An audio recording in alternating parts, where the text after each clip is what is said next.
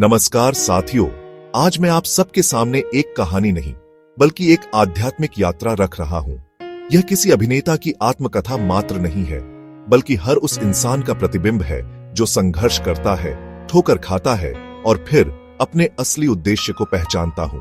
मित्रों, जीवन एक रंगमंच है। हम सब कलाकार हैं और ईश्वर निर्देशक है। किसी ने कहा था कि मुझे फिल्में एक खिड़की जैसी लगती हैं जिससे मैं दुनिया को देखता हूं। वास्तव में जब आत्मा इस संसार में जन्म लेती है तब वह भी एक खिड़की से ही जगत को देखती है। लेकिन शुरुआत कभी आसान नहीं होती। ऑडिशन नहीं मिले, मौके नहीं मिले, निराशा मिली। पर यही तो साधना का पहला पाठ है। गीता में भगवान श्री कृष्ण कहते हैं, योगस्थ कुरु कर्माणि संगम त्यक्त्वा धनंजय, अर्थात अपने कर्म करो पर फल की चिंता मत करो। भाइयों और बहनों, हम सब जानते हैं कि जीवन में ठोकरें लगती हैं, पर ठोकरें हमें तोड़ने नहीं आती, ठोकरें हमें बनाने आती हैं। यही ठोकरें आत्मा का असली गुरुकुल है।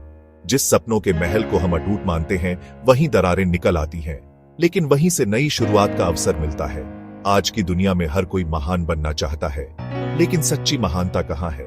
सच्ची महानता है किसी एक इंसान को भी मुस्कुराना, किसी के जीवन में थोड़ी खुशी भर देना। यही तो सेवा है, यही तो करुणा है। धर्म भी कहता है, परस्परोपग्रहो जीवानाम।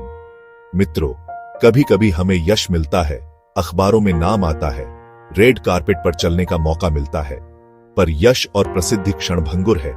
वह लेख जो कल अखबार में छपा था, परसों कूड़े में पड़ा मिला। उस क्षण ने सिखाया कि स्थायी केवल आत्मा का तेज है, स्थायी केवल ईश्वर का नाम है। और अंत में जब इंसान कह पाता है कि मुझे किसी से बेहतर बनने की जरूरत नहीं, मुझे बस अपने लिए सच्चे मन से काम करना है, तभी वह आत्मविश्वास की असली परिभाषा समझता है। यह आत्मविश्वास नहीं, यह आत्म जागरण है। तो भाइयों और बहनों, यह कहानी हम सबको यही संदेश देती है।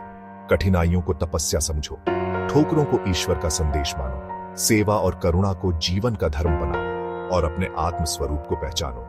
यही है जीवन की सच्ची सफलता। धन्यवाद। इस चैनल को लाइक, शेयर और सब्सक्राइब करो